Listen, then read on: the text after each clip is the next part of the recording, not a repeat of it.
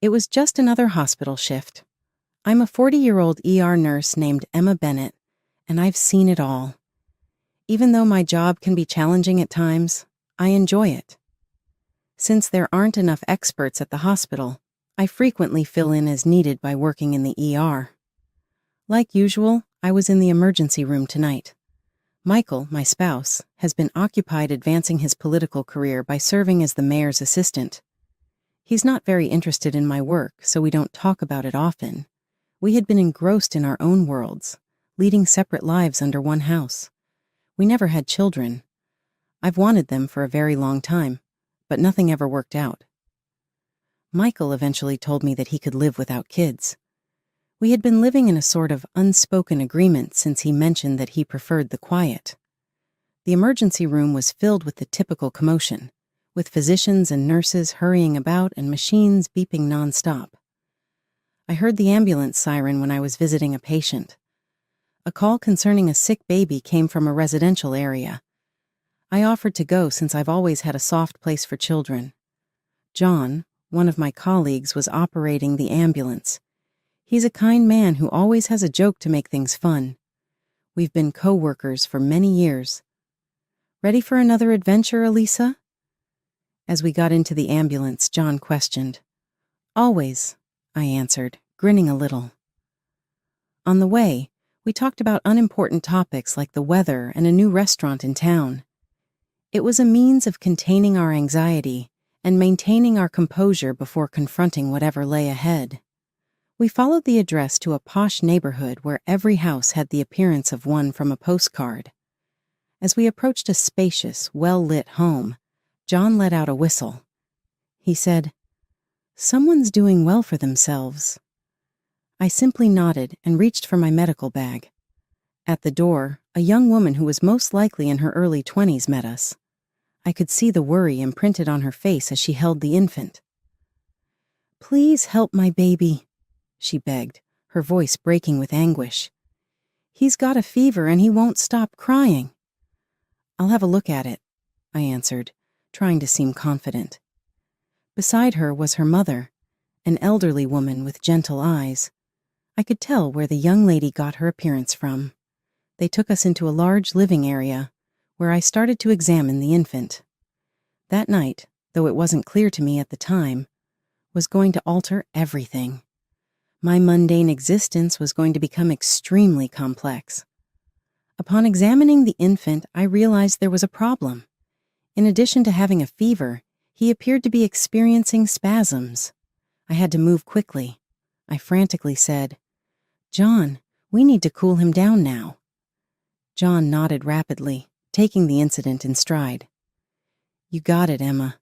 I'll grab a cool cloth and some ice packs." I turned to the young woman as John got the materials. "My name is Emma. What is the name of your child?" She almost burst into tears. "Liam is his name. This afternoon he was great, until all of a sudden—" "It's okay," I reassured her. "We're going to take care of Liam." John returned carrying a cloth and the ice packs. Together we attempted to lower Liam's fever. With a look of worry on their faces, the mother and the young lady, whose name I later found out was Sophia, observed us. "Is he going to be okay?" Sophia's mom inquired. Despite her best efforts to remain composed, I could sense concern in her voice. "We are making every effort," I reassured her. Liam's fever began to drop after a few tense minutes. He calmed down and ceased convulsing. A look of relief crossed Sophia's face. She said, "Thank you," in a whisper. "We should still get him to a hospital to be checked over," I said. "Better safe than sorry." Sophia gave a nod. "Of course, whatever he needs." The front door opened just as we were getting ready to move Liam. It went unnoticed until I heard a voice I recognized. "What's the situation here? Sophia, how are you doing?" I became motionless. Anywhere, I would recognize that voice. My husband, Michael, was there. With cautious movements, I turned to see him standing in the doorway. When our gazes locked, it felt as though time had stopped. "Emma, What are you doing here? Michael's voice carried a hint of astonishment mixed with something more. Perhaps fear. Despite the whirlwind of emotions within me, I responded, I could ask you the same question, maintaining a steady tone. Sophia glanced back and forth between Michael and myself. You two know each other? Michael parted his lips, then shut them. He had the appearance of a deer struck by headlights. When he did manage to say something, Emma is my wife, I said to him. Yes, I am his wife. There was silence in the room. Sophia's mother gasped as her eyes grew wide. John was staring at me, and I could feel his questioning. Your wife? Sophia spoke in a hushed tone. Her expression was filled with surprise and pain as she turned to face Michael. Michael remained silent. He appeared to desire that the earth would swallow him up as he stood there. I knew then that my everyday existence was finished. There was no turning back from the way things had altered. Tension was palpable in the room. It was unbelievable to me that Michael and Sophia and their infant were in this place. I had the impression that I was dreaming. It was Sophia who broke the silence first. Michael, why is she calling you her husband? Michael finally spoke, his voice barely above a whisper. Sophia, I can explain. Explain? Sophia's voice rose. Explain why my baby's nurse is claiming to be your wife. I could feel everyone's eyes on me, waiting for my response. I took a deep breath. Because I am his wife. We've been married for 10 years. Sophia's face crumpled. But you told me you were divorced. Michael ran a hand through his hair, looking desperate. I know, and I'm sorry. I was going to tell you. You just what? Sophia's mother cut in, her voice sharp. Lied to my daughter? To us? John, who had been silent until now, spoke up. Maybe we should give you some space to talk this out. I nodded, grateful for his intervention. Yes, we should go. Liam's stable, but he still needs to be seen at the hospital. As John and I started to move Liam's carrier, the front door opened again. Another surprise. This time, an older man walked in. I recognized him immediately. Mayor Thomas Harrington, Michael's boss. What's all this commotion? The mayor asked, looking around the room. Sophia rushed to him. Dad, this is complicated. The mayor's eyes landed on Michael. Michael, what's going on? Before Michael could respond, Sophia blurted out, Michael's married, Dad, and he lied to me about it. The mayor's expression turned from confusion to anger. Married? Is this true, Michael? Michael nodded, unable to meet the mayor's gaze. Yes, sir, it's true. I could see the wheels turning in the mayor's head. And you're his wife? He asked, looking at me. Yes, I am, I confirmed. The mayor shook his head. I can't believe this. Michael, you've been working for me for over a year, and I had no idea. Michael tried to say something, but the mayor held up a hand to stop him. Save it. I need some time to process this. Sophia was crying now, her mother comforting her. The mayor looked at his daughter and granddaughter with a mixture of sadness and anger. I felt like I was watching everything from a distance. This was my life falling apart, but it felt like a scene from a TV show. As John and I finally left the house with Liam, I couldn't help but glance back. Michael was standing there, looking lost. Part of me felt sorry for him, but another part of me was angry, so very angry. I had no idea what was going to happen next. All I knew was that my ordinary life was gone, replaced by something much messier and more complicated. After dropping Liam off at the hospital and making sure he was in good hands, I couldn't stop thinking about everything that had happened. I needed answers. I needed to talk to Michael. I drove home, my mind racing. When I got there, Michael's car was in the driveway. I took a deep breath and went inside. Michael was sitting at the kitchen table, looking like he hadn't moved since he got home. He looked up when I came in, his expression a mix of guilt and fear. "Emma, He started but trailed off. I sat down across from him. "I want to know everything, Michael. How long has this been going on? Why did you lie to her? To me?" Michael took a deep breath. "It started a year ago. At a work event, I met Sophia and we hit it off. I know I should have told her the truth, but I saw an opportunity." "Opportunity?" I interrupted. "With her being the mayor's daughter?" Michael paused, struggling to find the words. "I thought it could help my career." I felt like I'd been punched in the stomach. "So, our marriage, our life together, it meant nothing to you?" "It's not like that, Emma," Michael said. "I do care about you, but I felt stuck. I thought I needed more and a baby. Did you plan that too?" My voice was rising now, anger mixing with the hurt. "No, that was an accident. But when Sophia told me, I thought maybe it could all work out. I could have this new life." "A new life?" I couldn't believe what I was hearing. "And what about our life? What about me?" Michael looked down, unable to meet my eyes. "I don't know. I thought maybe we could get a divorce and it would be better for both of us." "So you were just going to leave me after 10 years?" I asked, feeling a mix of sadness and disbelief. "I was going to talk to you about it. I just needed to figure things out first."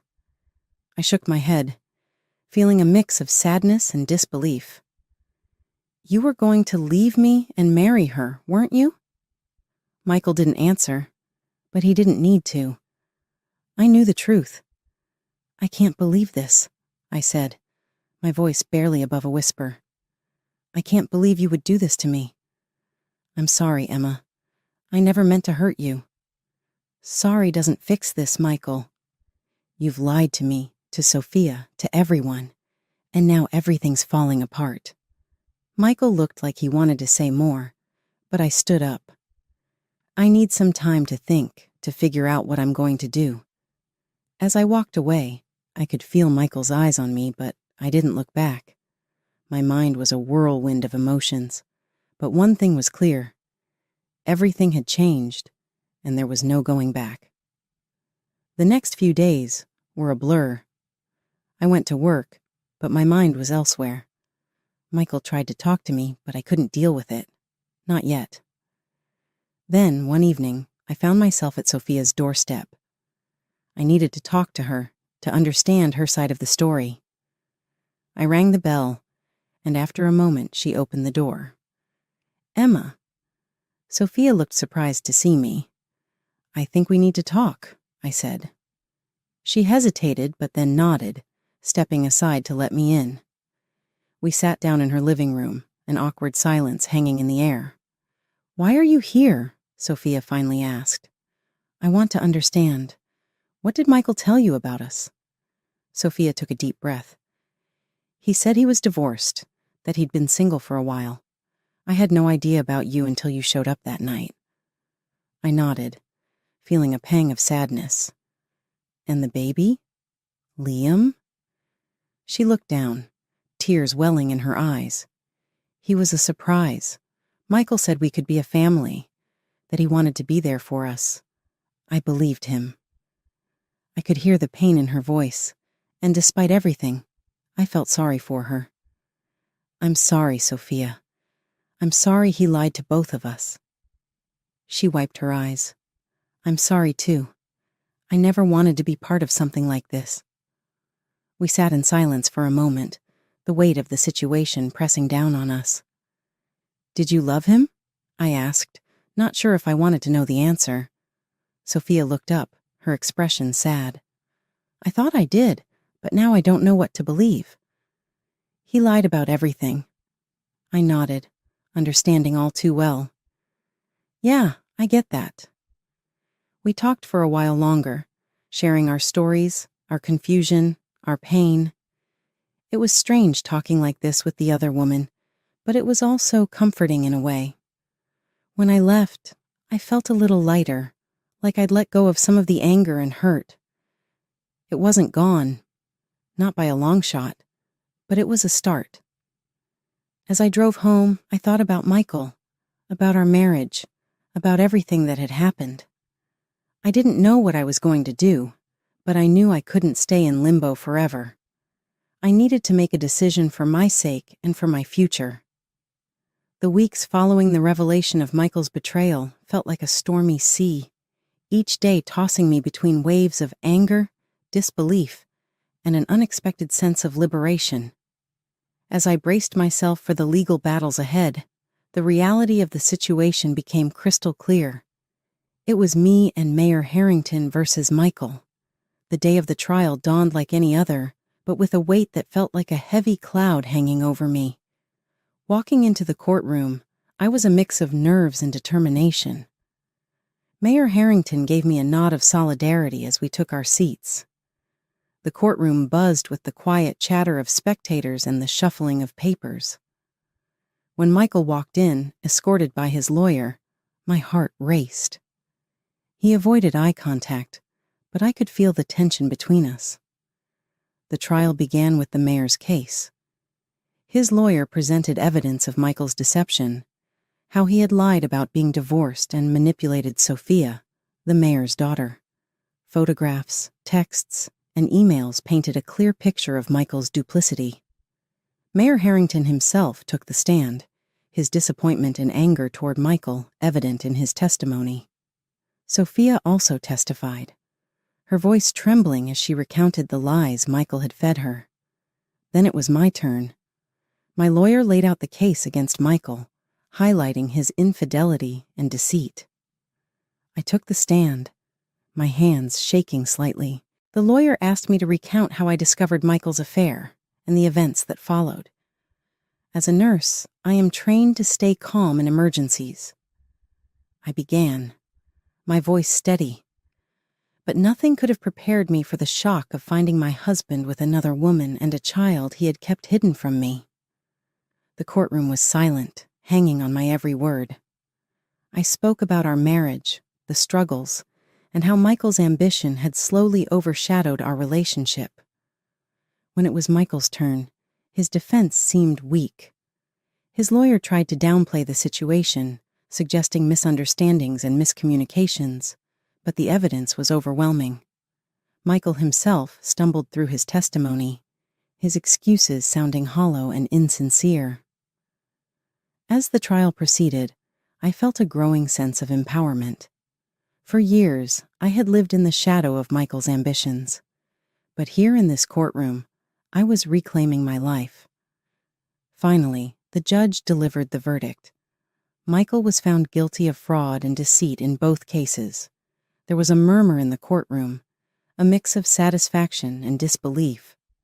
As we exited the courtroom, reporters swarmed around, but I declined to comment. This victory was not about public attention. It was personal, a step towards healing and moving on. Driving home, the weight of the past weeks began to lift. I knew there would be challenges ahead, but for the first time in a long while, I felt a sense of hope. The trial had not just been about legal justice. It was a journey to self-discovery and reclaiming the narrative of my own life.